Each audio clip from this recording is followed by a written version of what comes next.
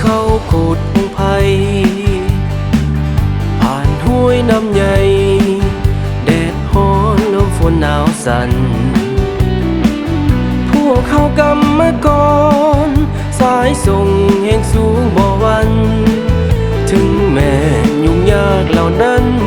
บ่กิดกันหน้าที่มอบหมาย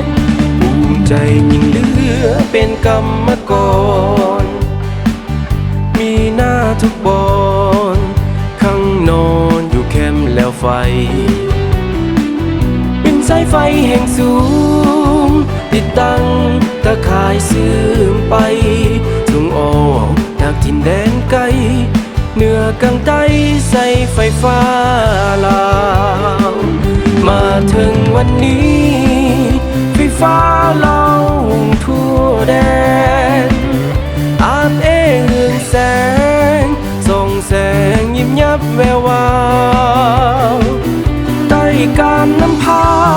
พักประชาชนปฏิวัติลาวนำพาสังสาสะลาวก้าวไปสู่วัฒนาสมหวังเอากรรมกรยุคใหม่สร้างสาสุมทุกปัญญาพัฒนาสร้างสาเมืองบ้านสืบทอดอันที่ดีรักษามวลเสื้อเฮานั้นจะสู้สมเกียรติก้าวขานมีชื่อหรือนามกรรมกรไฟฟ้าลาว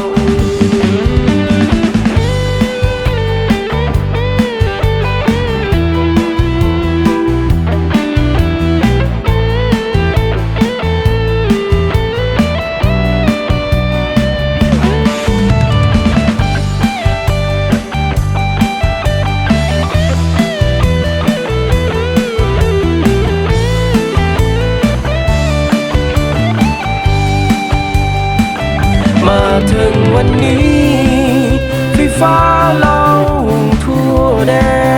นอาบเรืองแสงส่องแสงยิ้มยับแวววาวใต้การนำพา